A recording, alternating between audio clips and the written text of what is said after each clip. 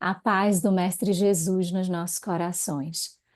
Primeiramente, agradecer a Deus por essa oportunidade de estarmos aqui juntos entre irmãos de diferentes localidades, e isso aquece muito o nosso coração. Agradecemos ao Blossom, à Kemi, a todos que fazem parte dessa casa de amor, de trabalho, por essa oportunidade de aprendizado, porque assim nós ficamos mais pertinho e vamos construindo juntos reflexões que vão trazendo positividades ao nosso coração. Então, aqui para iniciar a nossa fala, gratidão, gratidão a todos vocês. Quando nós observamos a criação, percebemos que é uma dádiva apresentada por Deus e que simboliza o amor.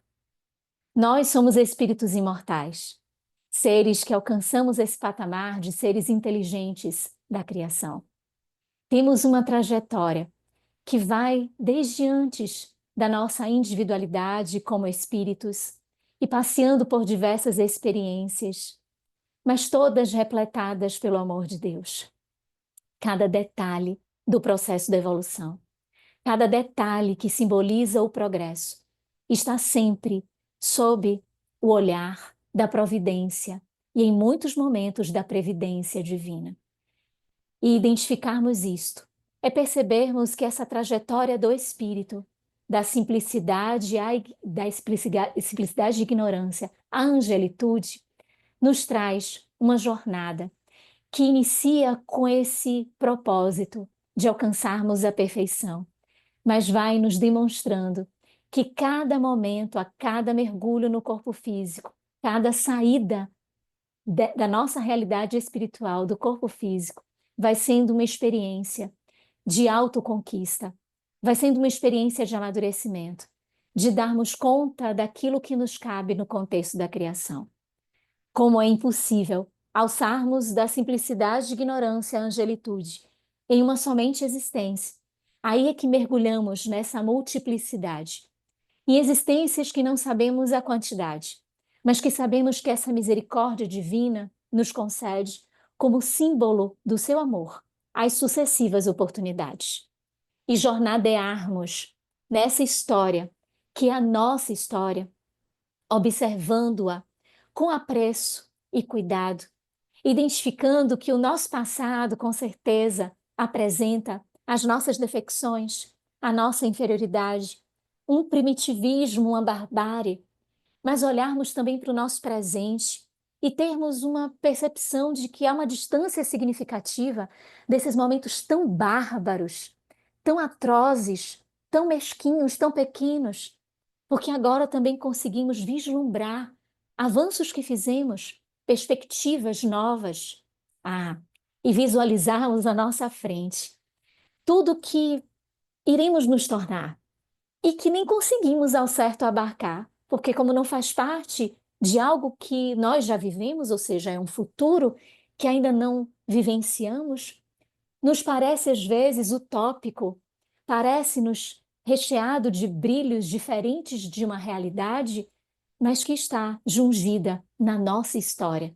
E que alcançarmos essa angelitude, esse estado de perfeição relativa, essa plenitude, essa condição mais aperfeiçoada de nós mesmos, traz uma ideia deste amor que Deus, a todo momento, vai nos conduzindo e nos fazendo perceber. Deus espera de nós esta descoberta. Ele espera que nós, filhos, retornemos a Ele, Pai. E retornemos como aqueles que passaram pelos processos das experiências e que retiramos de cada uma dessas experiências fatores essenciais para alcançarmos esta compreensão acerca dele. Nada de imposições, nada de situações que estejam como a manietar a nossa vontade e a nos obrigar a acreditarmos nele, mas simplesmente sermos conduzidos por este amor a indiscutivelmente, no instante, percebermos que ele existe, que ele é todo amor, que ele é todo bondade, que ele é todo misericórdia. É a inteligência suprema. E essa inteligência suprema, por ser suprema, não tem limites. E é difícil a gente imaginar um ser dotado de tanto amor, de tanto sentimento, de tantas potencialidades positivas e as absolutas, e sem limites, sem ideia de finitude. Porque, como pergunta Kardec, então Deus é infinito? E os espíritos descrevem que é uma forma ainda inicial, ou talvez limitada, de tentar cercar o todo pelos limites que nós conhecemos ou pelos limites que a nossa linguagem abriga e abarca. É este Deus de misericórdia, de justiça, de bondade que nos concedeu a vida, a oportunidade de simplesmente sermos.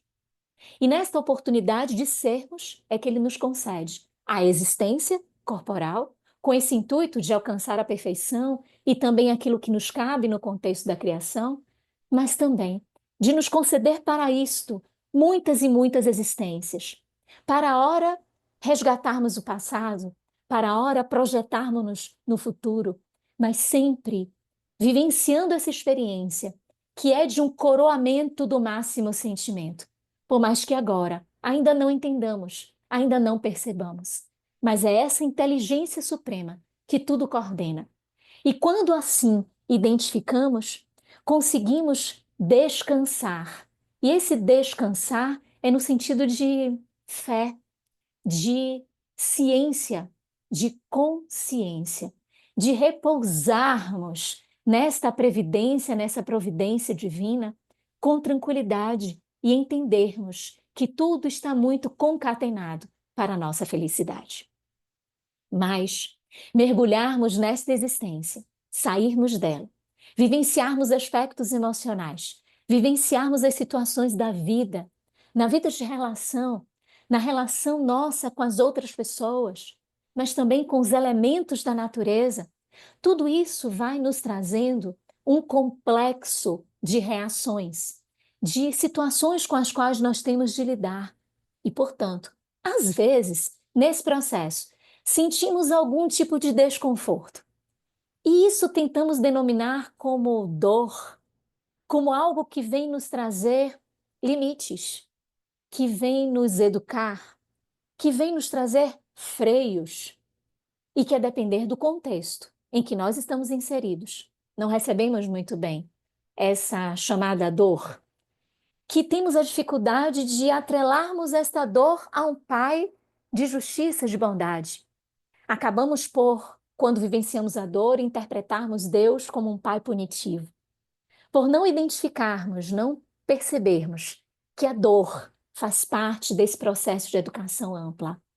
A dor também é o amor que se faz presente, numa decodificação sábia, na linguagem que alcança o nosso mundo íntimo, decifrando aquilo que nos é necessário, traduzindo aquilo que precisamos para alcançarmos patamares melhores para nós mesmos, sobre nós mesmos. André Luiz, no livro Ação e Reação, trazendo as palavras de Druso, nos explica um pouquinho dessas dores. Nos fala de uma dor auxílio, de uma dor evolução, de uma dor expiação. E quando este esclarecedor fala da dor evolução, ele explica que são as coisas que vêm de fora para dentro. São os estímulos naturais do contexto de existir. A dor da chegada, a dor da partida, a dor do processo, a dor do crescimento, a dor do amadurecimento, a dor do desgaste dos órgãos, a dor do excesso, a dor que faz parte desse contexto da evolução para lidarmos com esta dor, percebendo nesses escaninhos desta proposta evolutiva o que é que ela nos traz como contributo. São dores que estão dentro de uma neutralidade. A gente não costuma culpar a dor de dente. A gente não costuma culpar a dor do crescimento. São dores que fazem parte simplesmente pelo fato de nós espíritos estarmos encarnados e nos revestirmos de um corpo físico para vivenciarmos a experiência da Terra. Mas as dores expiação, essas já trazem um coeficiente de resgate, uma ideia de eu fiz algo, então eu preciso reordenar as coisas, eu preciso coordenar, eu preciso equilibrar os fatores. E aí nós pensamos, existem aquelas dores do antes, como o Evangelho segundo o Espiritismo nos esclarece no capítulo 5, dizendo que as nossas aflições elas apresentam causas. E essas causas anteriores teriam esse olhar da dor-expiação. Eu fiz algo para com a lei de Deus, desregulando a forma como eu me comporto diante das atitudes e das situações. E essa desproporção, essa desconexão com aquilo que é certo, com aquilo que é correto, me colocou numa situação de necessidade de reequilíbrio. E aí advém uma dor expiatória, uma dor que traz uma certa imposição. E essa palavrinha, ou a palavra expiação, sempre cabe para nós um parêntese reflexivo. Porque quando falamos de imposição, ou de limite do livre-arbítrio, ou de condições nas quais nós estamos jungidos e sobre elas não temos ingerência para sairmos, e estamos atrelados necessariamente a essas circunstâncias, e advém essa palavrinha imposição, obrigatoriedade, fatalidade, determinismo, é muito importante que a gente faça uma reflexão de que estamos nesse contexto da existência ou da vida do espírito sempre realizando escolhas. O livre-arbítrio é uma lei e que nos permite exercitar esta liberdade com responsabilidade. É uma lei que a própria divindade observa, porque a divindade não derroga as suas leis. As leis foram criadas por Deus para que tudo na criação e tudo neste fator que nos rege, que nos movimenta, esteja atrelado a essas leis. Logo, se existe uma imposição, se existe uma expiação, se existem fatores nos quais nós nos sentimos cercados, limitados na nossa liberdade, tem uma gênese e uma causa na nossa própria escolha. De um momento que a gente não se lembra, de uma situação de imprevidência, de um excesso que nós executamos, de uma ignorância em alguns contextos, mas que existe esta causa que veio de nós e que esse freio que simboliza a expiação, essa necessidade de equalizarmos no tempo presente situações que ficaram desequilibradas, originárias do passado, e que nos desarmonizam e que criam desestruturas e que nos criam perturbações no contexto presente, a necessidade de tudo isso, quando nós vamos investigar, quando vamos perscrutar, identificamos uma escolha nossa lá atrás e que foi pautada num equívoco, que foi pautada numa desproporção. Então, por mais que nós digamos que a dor-expiação, ou a expiação de um modo geral, ela tem um caráter de imposição, é porque ela difere, por exemplo, das provas. Então, a expiação, ela tem esse caráter de estar prevista para nós como uma necessidade irrefutável. Das expiações, não temos como sair. Precisamos enfrentar as expiações. É bem verdade que por conta de teimosias, revoltas, por conta de aspectos ainda do aspecto nosso de rebeldia para com Deus, o ser humano identifica que o suicídio, por exemplo, é uma porta de saída para as dores vivenciadas. Mas sabemos que isso é uma enganação, sabemos que isso é uma ilusão e que essa situação escolhida por nós em algum momento, ela simboliza um adiamento do nosso enfrentamento necessário para com a expiação, que representa algo que é inevitável para que enfrentemos. Então, a expiação, ela acaba não podendo sofrer modificações. Nós conseguimos abrandar. A partir das nossas atitudes, abrandamos expiações, nos ensinam os espíritos. Mas este contexto difere de um aspecto provacional. As provas, elas têm um olhar mais eletivo. Nós conseguimos eleger. Elas são escolhidas por nós antes da reencarnação ou nos foi proposta pelos bons espíritos. Eles que avaliaram as nossas condições, as nossas situações, capacidades, características, potencialidades, a nossa força, os nossos talentos, e eles propõem estas provas. E aí mergulhamos ou com a nossa escolha dessas provas, ou com a aceitação de uma proposta de vinda dos espíritos. E aqui, as provas, diante delas, nós podemos sim trazer uma evitabilidade, podemos trazer um agravamento, às vezes, ou um melhoramento. E conseguimos, vencendo essas provas, sempre que vencemos essas provas, trazemos um ponto a mais para nós, nesse nosso processo de progresso, nesse nosso processo de evolução. É a prova que faz com que nós percebamos consciencialmente que aquilo que nós fomos colocados diante para sermos provados, temos condições, não somente por uma aceitação intelectual e teórica de que conseguimos vencer, mas principalmente porque fomos desafiados na prática, no contexto encarnatório, e conseguimos ultrapassar. Então, a prova, dizem os espíritos, se nós não enfrentarmos, se perdermos, se não conseguirmos lidar com a prova, permanecemos no mesmo estágio, permanecemos naquele contexto em que estamos e não avançamos. Mas a expiação, ela tem o intuito de harmonizar.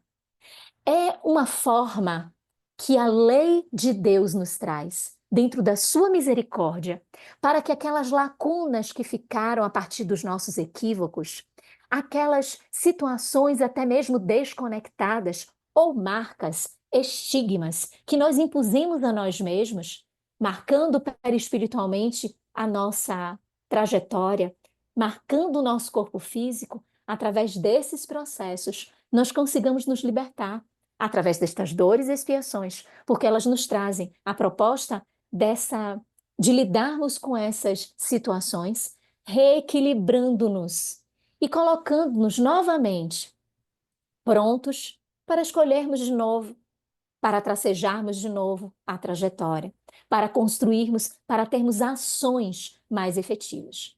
E quando olhamos para a reencarnação ela tem as duas propostas ao mesmo tempo. Ela nos propõe essa dor de equalização, mas ela propõe essa dor provacional, de avanço, de melhoramento. É o que os espíritos nos respondem lá na questão 167, em O Livro dos Espíritos, quando Kardec pergunta qual a finalidade da reencarnação. E eles respondem: expiação, melhoramento progressivo da humanidade. Ó, expiação para o passado, melhoramento progressivo da humanidade, lançando para o futuro. E pergunta-nos sobre a justiça. Para haver justiça, precisa desses dois componentes. Então, Druso explica isso da dor evolução, da dor expiação e da dor auxílio, aquela que nos vem para nos trazer freios, para não nos comprometermos mais no uso abusivo de um livre-arbítrio, mas também, às vezes, para uma preparação no contexto da aproximação da morte, de aquelas dores, aqueles processos dolorosos de desprendimento. Muitas vezes são dores nesse processo de auxílio, para nos auxiliar em instantes derradeiros daquilo que precisamos nos desprender, daquilo que precisamos laborar em nós como coeficientes finais, derradeiros, para que consigamos voltar à nossa casa, à pátria espiritual, vencendo alguns pontos com o auxílio desta dor. O Espírito Joana de Ângeles, no Evangelho segundo o Espiritismo, nos traz o conceito dizendo que a dor é a bênção que Deus concede aos seus eleitos. E ela diz: não vos aflijais, pois, se sofrerdes. Antes bendizei a Deus onipotente, que pela dor fez com que nós alçássemos as glórias dos céus.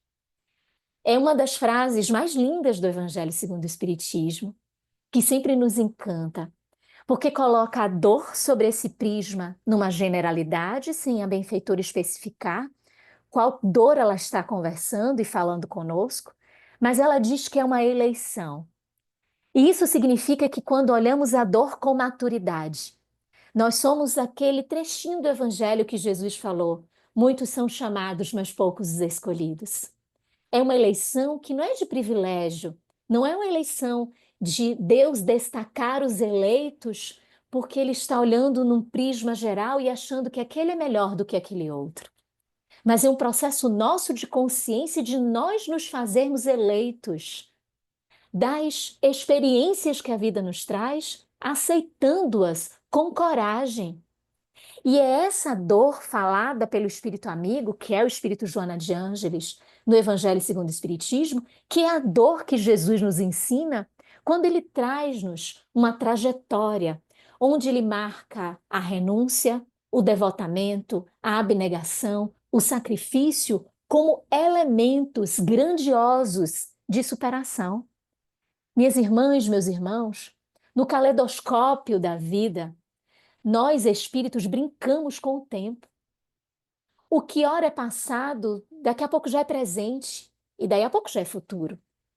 O nosso tempo presente, ele foi o futuro de um passado no qual nós vivemos. O nosso tempo presente agora será o passado do futuro que iremos viver.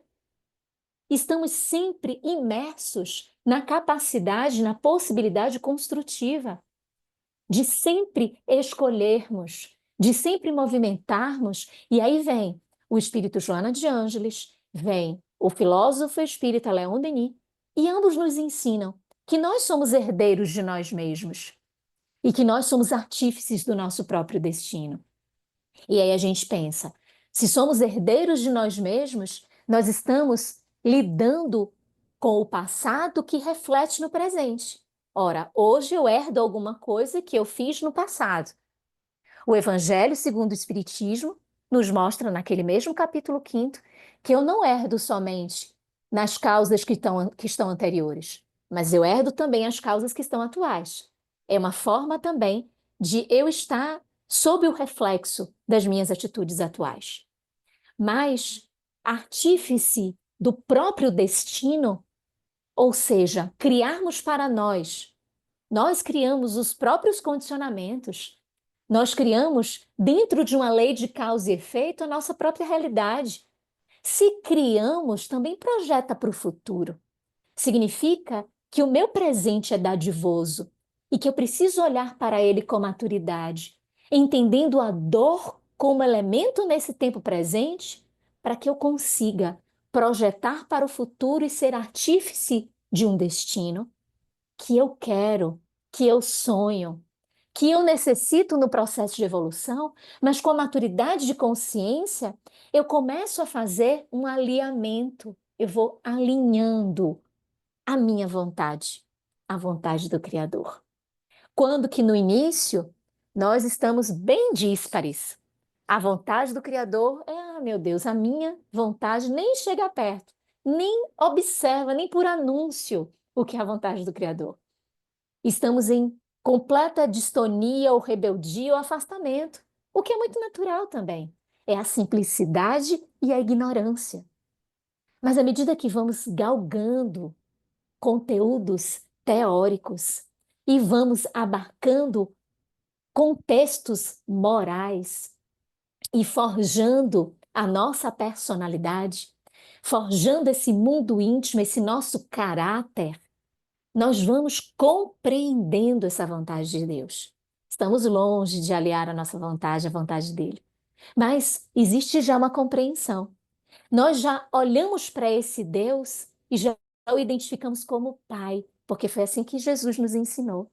Então, nós olhamos para esse engendramento de dores, esse caleidoscópio da vida que faz essa, esse jogo com o tempo. Nós olhamos como tudo tendo uma razão de ser e buscando agora sim perceber como é que eu posso ser um artífice do meu próprio destino. Como eu posso trazer para este contexto menos sofrimento. Joana difere dor de sofrimento no livro Plenitude, que é um livro da série psicológica, salvo engano, o terceiro livro da série psicológica da Benfeitora, advinda da psicografia do nosso tio Divaldo Pereira Franco. Ali ela difere o que é dor de sofrimento. E dor ela coloca sob essa perspectiva de vivenciarmos pelo processo da evolução, de estar dentro dessa possibilidade, quando ela advém na naturalidade, na neutralidade, como essa proposta de superarmos patamares, subirmos degraus. É natural termos determinadas habilidades no início da nossa história, e à medida que vamos galgando, vamos burilando. Seria a dor que burila a pedra e que transforma essa pedra no diamante. E faz com que nós estejamos mais depurados em um outro contexto. Pois bem, essa análise da benfeitora, que ela difere com o sofrimento, que ela apresenta uma diferença em relação ao sofrimento, ela mostra esse sofrimento como a característica e o arcabouço emocional e a repercussão do que gera em nós. É aquilo que vem de fora para dentro, mas que repercute de dentro para fora. Alguém me magoa, alguém me trai, alguém me traz um mal. E quando eu observo analiticamente a situação, eu experimento a dor da traição, da enganação, do abuso, do exagero, do preconceito, da marginalização. Eu experimento a dor, mas o que eu vou fazer com essa situação, se eu vou transformá-la em um aprendizado, se eu vou transformá-la numa revolta, numa mágoa, num ódio, numa obsessão, num processo de estar emaranhado e amarrado durante muito tempo aquela mesma circunstância e aquelas pessoas que estiveram envolvidas sobre aquele fato, aí já tem um componente de sofrimento. Que quando eu trago para a experiência de eu vou aprender com isso, eu vou lidar com isso, eu vou entender o que é que isso significa, eu já passo para uma ideia de eu posso ser artífice do meu próprio destino. Porque, para tanto, eu preciso ter consciência do que aquilo veio sinalizar para mim. Qual é a origem daquele sofrimento? Essa expressão origem do sofrimento vem das 4 nobres verdades de Buda, do Siddhartha Gautama, que vivendo no seu palácio desconhecia a pobreza, a velhice, a morte, a doença. Não conhecia a repercussão desses fatores no contexto social. E no momento em que ele quer romper com esse mundo ideal e que sai do palácio e vai ao encontro da realidade, ele se depara com a dor que se expressa na morte, na perda das forças, a dor que se expressa nesses diversos desafios do adoecimento, da ausência do aspecto financeiro e de tantos outros desafios que são realidades da existência humana e da vida de nós seres encarnados. Quando ele constata essa realidade e que ele busca meditar e confrontar para descobrir o significado, ele traz as 4 nobres verdades que estão pautadas no sofrimento. A primeira delas é a existência do sofrimento, é o próprio sofrimento. A segunda, a origem do sofrimento. A terceira, cessação do sofrimento. E a quarta, caminhos para a cessação do sofrimento. Quando olhamos o sofrimento que Buda descreve, ele coloca que são 3 as direções para esse sofrimento. Existe o sofrimento do sofrimento. Nós sofremos pelo sofrimento existir. Por existir sofrimento na Terra, nós sofremos. O fato de existir a morte, e a morte trazer uma dor, e essa dor ter repercussões emocionais, e essas repercussões emocionais gerarem sofrimento, eu sofro pela morte existir. Sofrimento do sofrimento que advém. E aí, este sofrimento traz a ideia também do sofrimento da impermanência, que a morte também é um exemplo. As coisas aqui não são permanentes. Ora estamos assim, ora não estamos mais. Ora estamos aqui, ora não estamos mais. Ora os nossos amores estão, ora eles não estão mais. Impermanência. Então o ser humano sofre pela impermanência da vida, pelas coisas serem oscilantes, por não haver uma linearidade, por haver altos e baixos, e circunstâncias que ora estamos na crista da onda, ora estamos na depressão da onda. E também o sofrimento pelos condicionamentos. Algumas coisas pelas quais nós estamos condicionados. E a morte também é um exemplo, porque inevitavelmente iremos morrer. Há um condicionamento natural para onde iremos caminhar. Condicionamentos que nos envolvem, que nos cercam, que nos limitam. Sofrimento debruçado sobre isso. O espírito Joana de Ângeles, lendo esse olhar budista, ilumina-o sob a perspectiva espírita e nos mostra, pautado na lei de causa e efeito, nessas questões kármicas, ou seja, nestas causas anteriores, nestas causas atuais, fatores que vão nos auxiliando a percebermos a origem do sofrimento. Diz a benfeitora. Por que nós temos de descobrir a origem do sofrimento? Porque só descobrindo a origem do sofrimento, eu vou aceitar a cessação do sofrimento. E vou aceitar que existem caminhos para cessar o sofrimento. Então ela aponta, ora, as origens estão sim no passado. E ela projeta as questões expiatórias, as questões provacionais para o tempo presente. São as nossas aflições vivenciadas no contexto atual e que representam um passado distante ou um passado do aqui e agora, deste passado na existência presente. Só que quando ela vai refletir sobre esta origem do sofrimento, e aí nós entendemos a origem da dor, ou a origem do sofrimento sob a perspectiva emocional, porque por mais que a benfeitora distinga um do outro, como ela mesma diz, as coisas estão entrelaçadas. E no nosso estágio evolutivo, acabamos por trazer quase que 100% das vezes a dor como um aspecto de sofrimento. É muito difícil que vivenciemos dores e permaneçamos com o emocional inabalado. E a benfeitora nos destaca para isso. Não dizendo que isso é impossível, ela mostra-nos que esse é o nosso propósito, mas também que compreendamos fases anteriores, que se estivermos em capítulos de sofrimento, que eles pelo menos sejam breves e que não prolonguemos esse sofrimento por tanto tempo ao longo da jornada, limitando ou nos retirando a possibilidade de vivenciarmos outras coisas.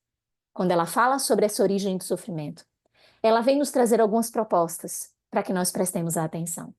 Ela diz para que nós olhemos aquilo que nós desejamos. E a benfeitora ela é muito enfática quando fala do desejo. Ela bem demonstra que desejo não significa a vontade. A vontade que Leon Denis aponta como uma potência da alma, como uma mola propulsora das outras potências, que vai nos impulsionar, que vai ser o abre-alas para que tudo mais possa vir com força e com propensão para ser realizado. Ela deixa claro que esse desejo tem a característica da superficialidade, de ser fugaz, de ser imediato. É o que eu quero agora. É um olhar infantil sobre as coisas da vida, sobre as pessoas, sobre as relações. Então, se eu quero, eu movimento tudo para atender aquele meu desejo. E ela deixa claro, o desejo é aquela situação que agora eu quero, daí a pouco eu não quero mais. Só que quando eu queria, parecia que não existia mais nada na existência. Parecia que não existia mais nada, nenhum outro propósito. E aquilo ali era a razão da minha própria vida. Mas ao conquistar, ao possuir, ao ter, ao conviver, não quero mais. Não tenho mais interesse. Não desejo mais. E agora eu vou buscar uma nova fonte de desejo. E ela diz: o desejo é igual sorver a água do mar quando está com sede. A água do mar é salgada. Se a gente vai sorver uma água salgada com sede, se a gente tivesse condições de abarcar todo o mar, a gente ia sorver todo e a sede não iria passar. Ela compara isso ao desejo. O desejo não tem limite, não nos conduz a freios, porque ele não é do raciocínio, ele não é do amadurecimento, ele é da superficialidade, ele é da fugacidade, ele é do primarismo, ele é do imediatismo.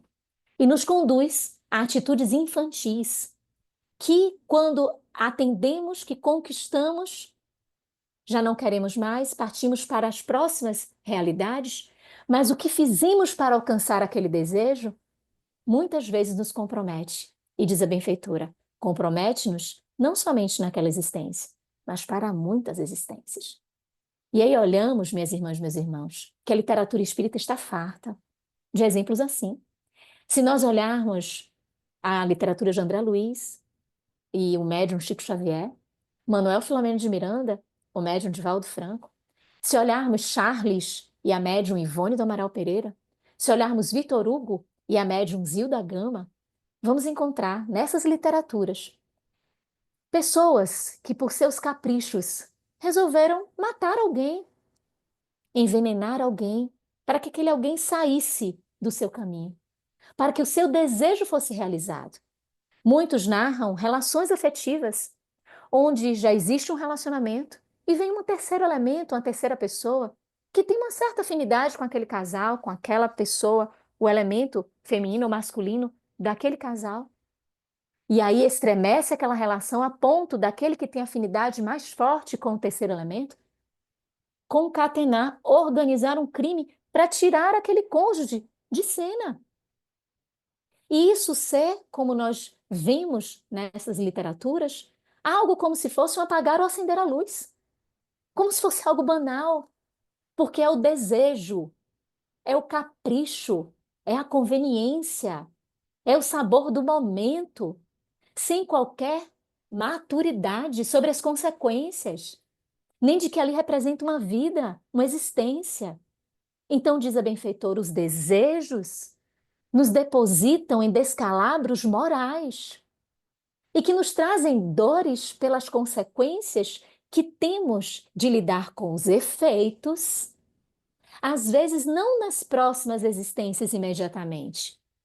Por isso que a nossa existência agora, às vezes, é tão recheada de dores.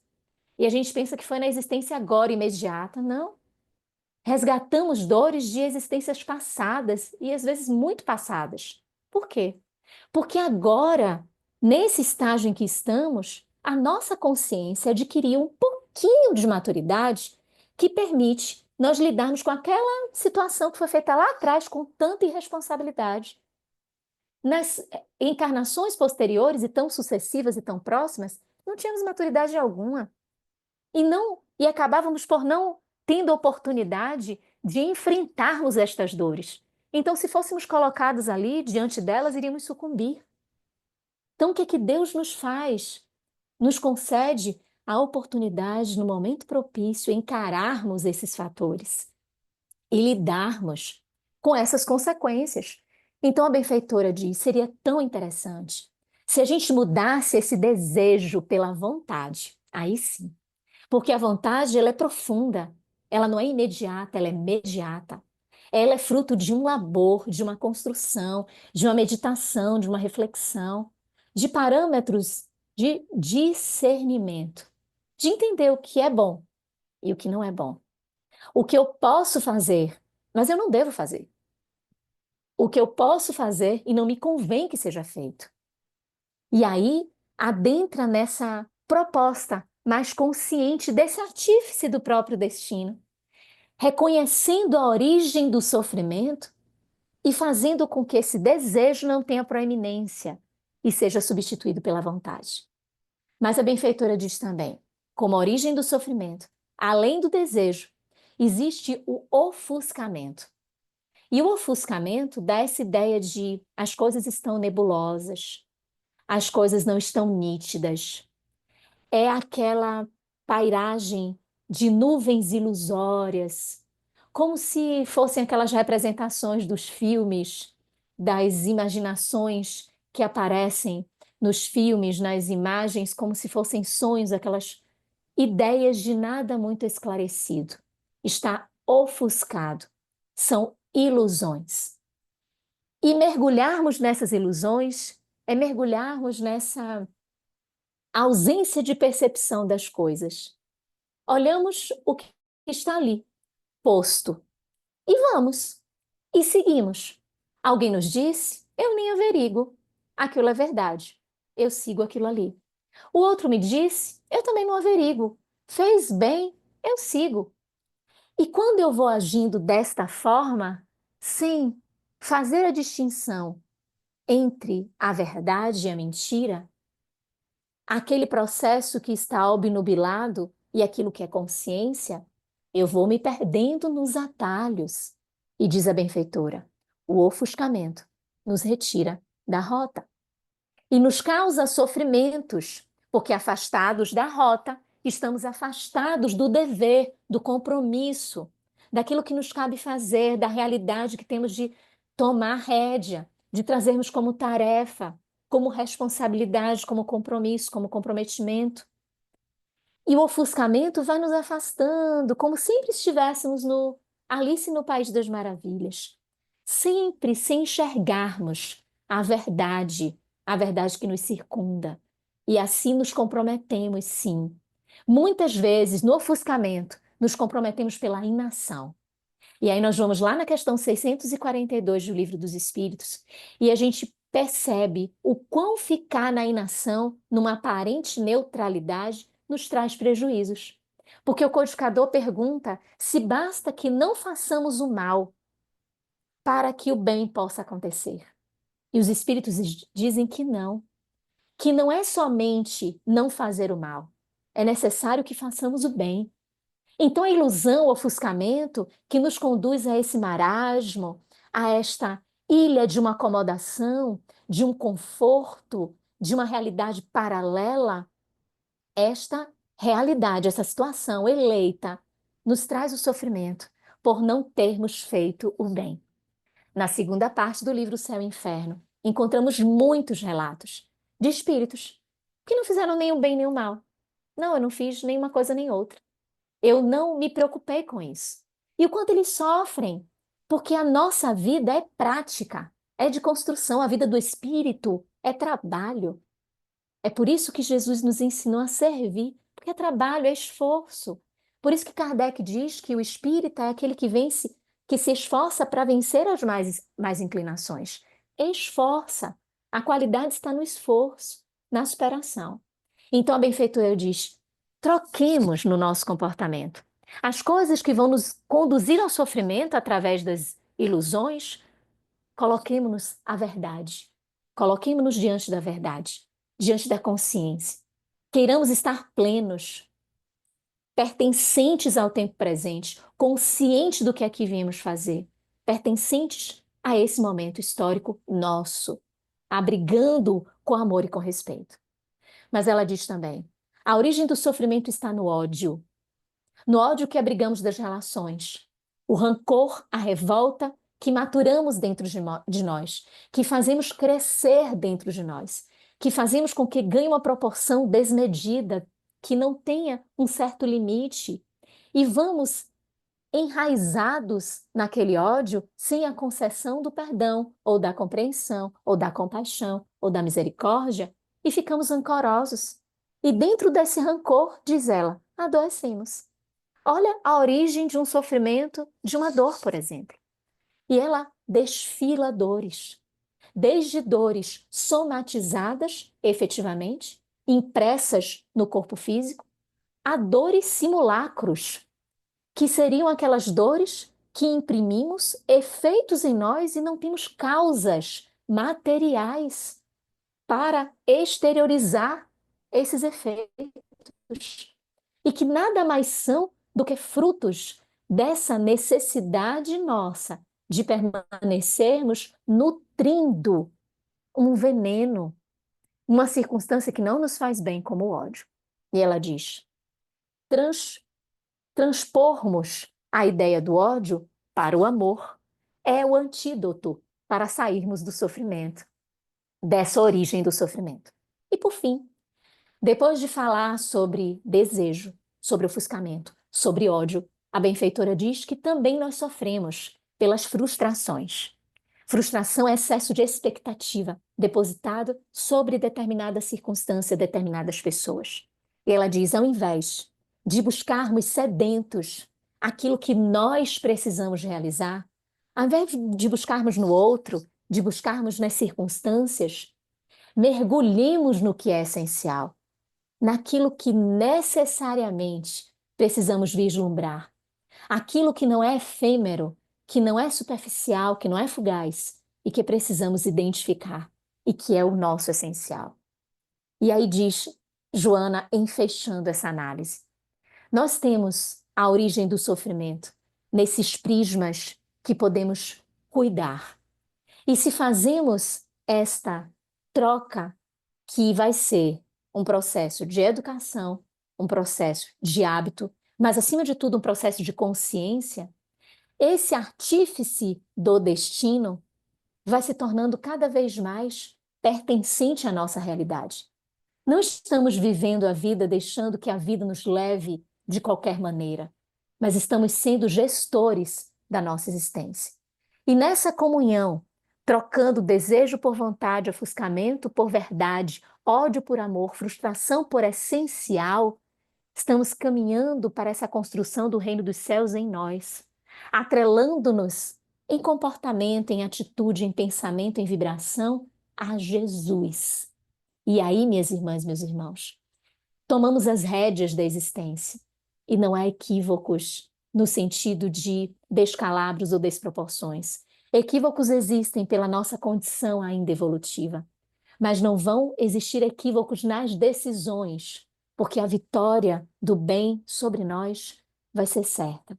Se nos orientarmos nestes passos que o Evangelho nos traz como proposta segura de caminhada, de vivência e de amadurecimento, porque o destino, a fatalidade e o determinismo é a felicidade. É tudo isso que nos aguarda, mas aguarda-nos aqui, agora, vivenciando e superando cada situação, vivenciando e superando cada embate que estamos submetidos para vencermos essas origens do sofrimento, lidando com a causa, fazendo cessar esse sofrimento por caminhos e por sendas luminosas.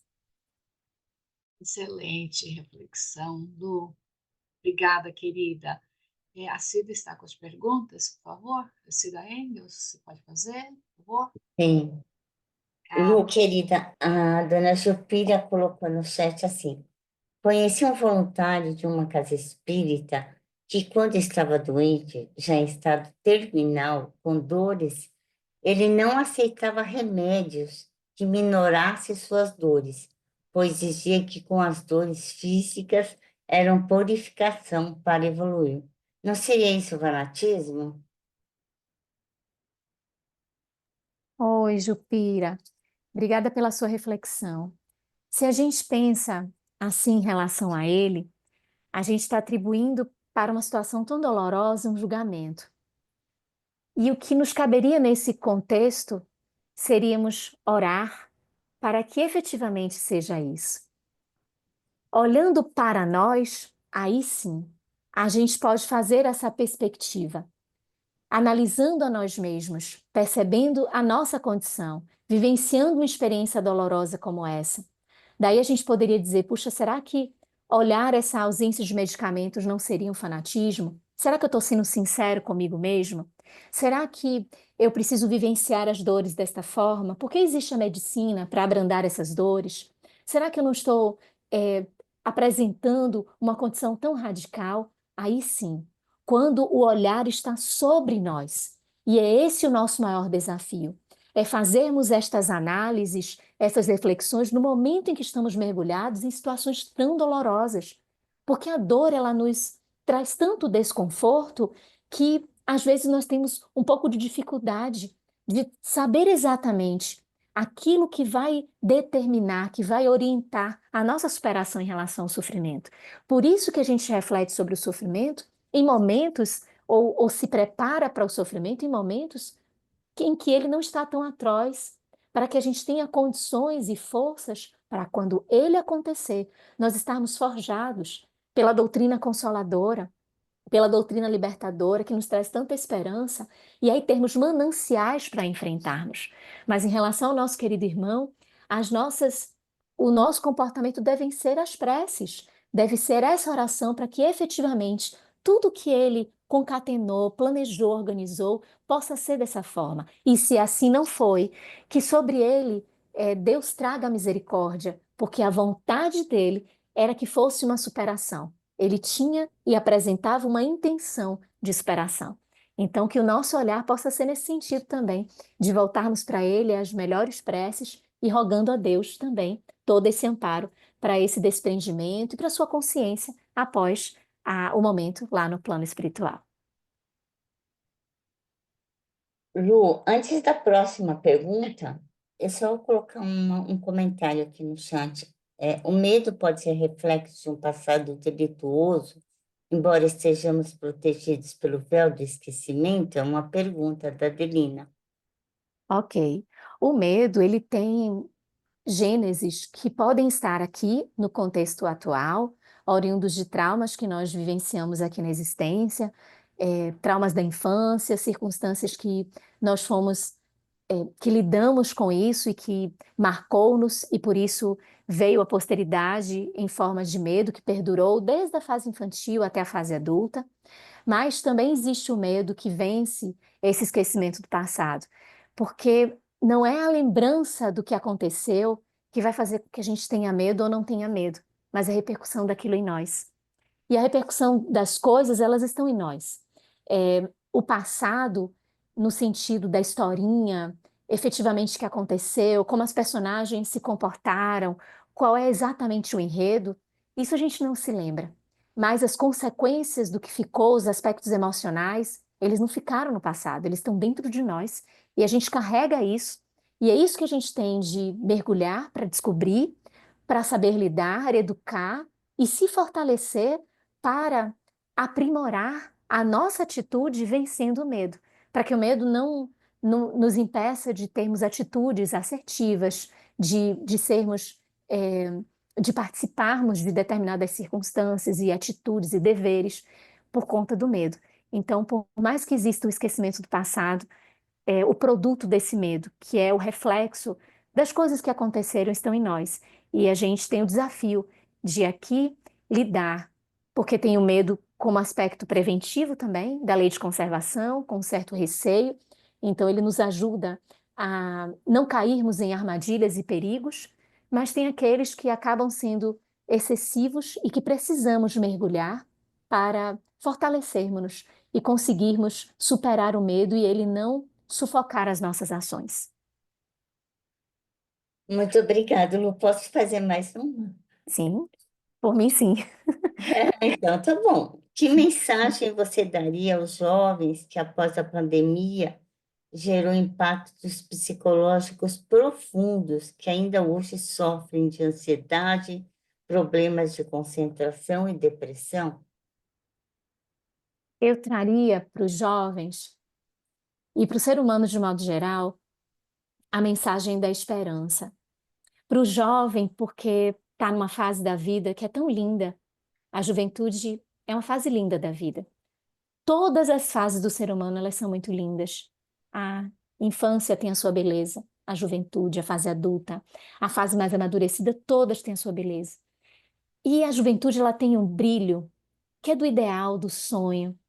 E quando nós vislumbramos um jovem em desânimo, ou com depressão, ou com ansiedade, o que mais a gente quer buscar são cuidados para que esse jovem seja envolto em maiores elementos para que saia daquela situação que está cerceando a sua juventude, que está ofuscando o seu brilho. É como se fosse um objeto que a gente coloca sobre a lâmpada e abafa aquela luz. É assim o jovem em depressão, é assim o jovem em ansiedade, como se estivesse transitando essa fase de tanto protagonismo, de tanta descoberta, de tantas coisas do espírito, porque é uma fase em que o espírito vai tomar as rédeas de si mesmo, é o despertamento, inclusive o eclodir de coisas do passado. Então, para esses jovens, a mensagem é da não desistência. É que se está difícil, está pesado, está sufocante, as coisas parecem mais grandiosas do que realmente elas são, e assim eu sinto nessa proporção muito maior, que eu busque ajuda, que o jovem busque ajuda, que não desista, porque isto vai passar, essa situação vai passar. mas como está muito forte, está muito pesado, a partir de consequências de traumas, da solidão da pandemia, dos bullings, dos desafios atrozes que a juventude enfrenta, por conta de tudo isso, parece que não há uma solução. E quando olhamos tudo isso sozinhos, fica realmente muito grandioso. Mas pedirmos ajuda, buscarmos auxílio, isso vai fazendo com que esse jovem saia dessa circunstância e comece a enxergar novamente a luz da esperança, a luz da juventude e possa novamente encontrar-se consigo mesmo. Então, acho que a principal dica é para os próprios pais ou para quem está no entorno desse jovem para a gente insistir. Por mais que as respostas sejam negativas, por mais que as alternativas já tenham sido muitas, por mais que a gente tente por vários prismas e parece que as portas estão fechadas, existe uma porta aberta e a gente precisa descobrir. Então, criar essas alternativas, buscar parcerias materiais com médicos, psicólogos, terapeutas, mas a evangelização, o evangelho no lar, a leitura, o passe, a água fluidificada, todos esses instrumentos que a doutrina dos espíritos ela nos traz são instrumentos reais, eficazes, verdadeiros. Não são placebos, são medicamentos eficazes. Então, para o jovem, para não desistir, e para os familiares, da mesma forma, sempre buscar alternativas para resgatar esses jovens de dentro de si mesmo. Muito obrigada. Eu gostaria de fazer mais um comentário aqui da Ângela, que ela colocou no chat, vou falar. Uma das consequências de se chegar à terceira idade é conviver com a proximidade da finitude. Isso nos acompanha com alguns momentos de insegurança, apesar dos conhecimentos espíritas. Você considera como natural esses momentos ou como falta de fé? Ângela, supernatural, e os espíritos mostram isso. A Joana, quando fala de nós em diferentes idades, ela diz que a pessoa, quando chega na fase da maturidade e que ela consegue voltar e analisar o tempo, isso é um ganho que só quem chegou nessa fase consegue ter. Porque quando estamos em trânsito nas outras fases, sempre estamos querendo a próxima. Ela diz que o adulto está sempre pensando no futuro, está sempre organizando as coisas para quando vai viver isso, está trabalhando para quando for aproveitar isso.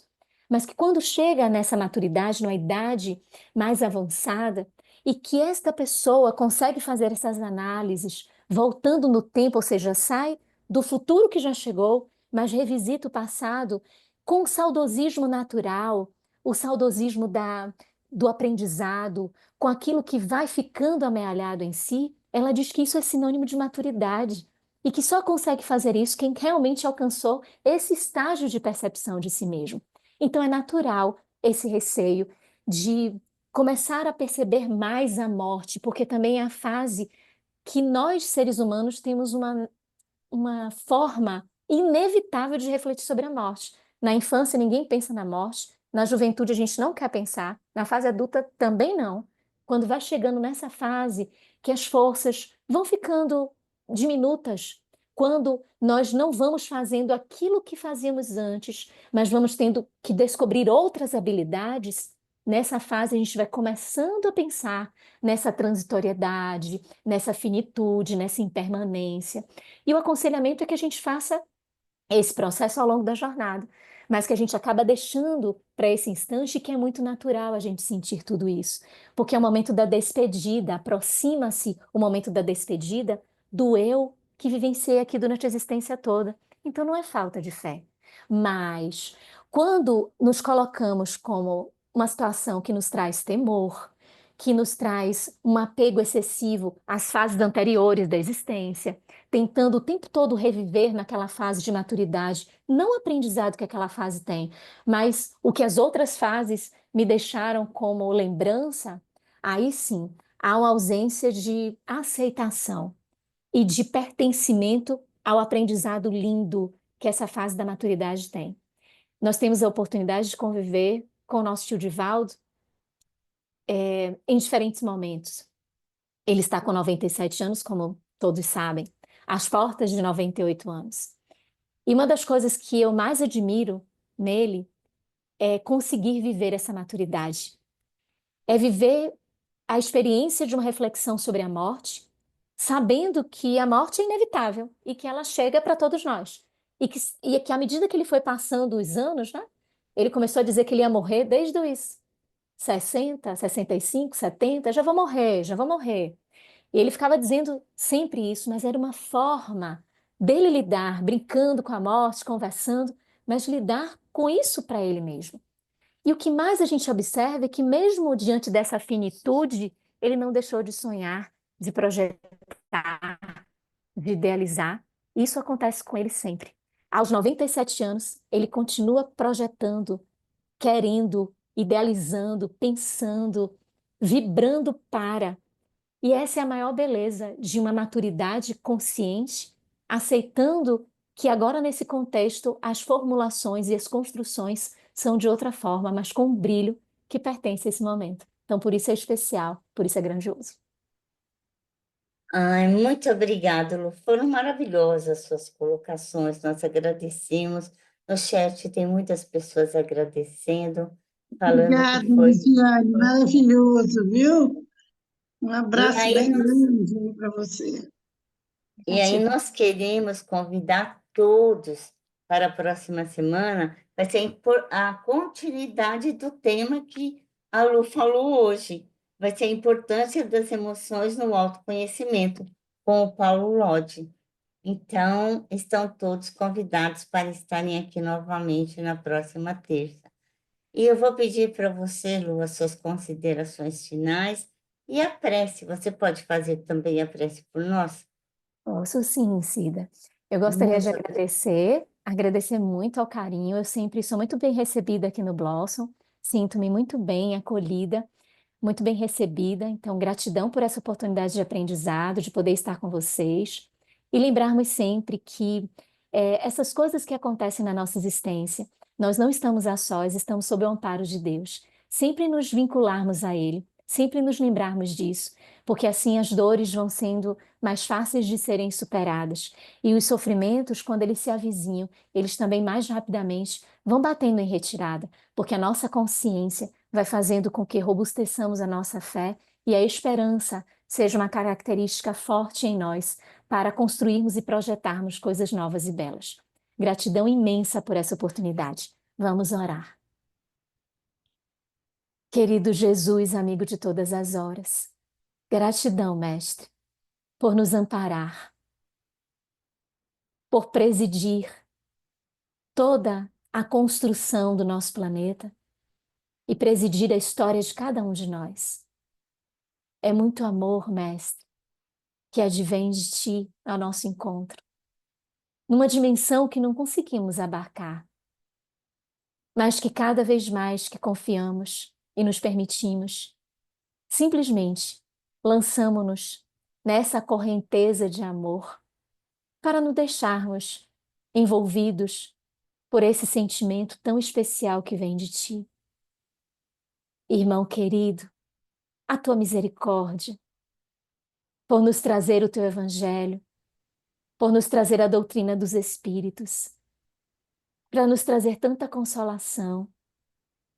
É a misericórdia que nos encanta e que nos faz reforçar diariamente no nosso pensamento, no nosso processo de consciência, de que temos de seguir em frente e de que estamos alicerçados por Ti e que qualquer adversidade que advém, ela tem uma gênese em nós, em algo que precisamos vencer em nós e superarmos nas nossas características que ainda alavancam, que ainda dão proeminência a alguns malefícios que abrigamos em nós.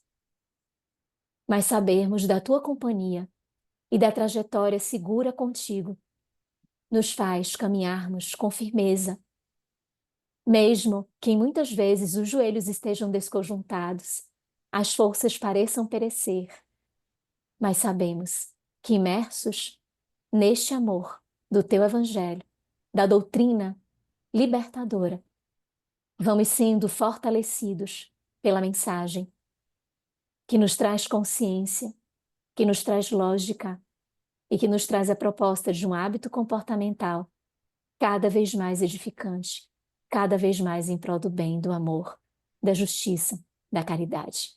Permanece conosco, Mestre, abençoando a todos nós, os nossos lares, os nossos familiares, deste e do outro plano da vida. Abençoa a todos que compõem o Blossom, trabalhadores e prepostos seus, Mestre, fortalecendo seus corações, para que continuem nessa tarefa linda de levarem a tua mensagem aos corações diversos. E abençoa também aqueles que não gostam de nós, que nos perseguem, que nos caluniam, levando a eles a tua mensagem de amor e de paz. Fica conosco sempre. Apresentamos-te a nossa gratidão por tudo e sempre. Assim seja.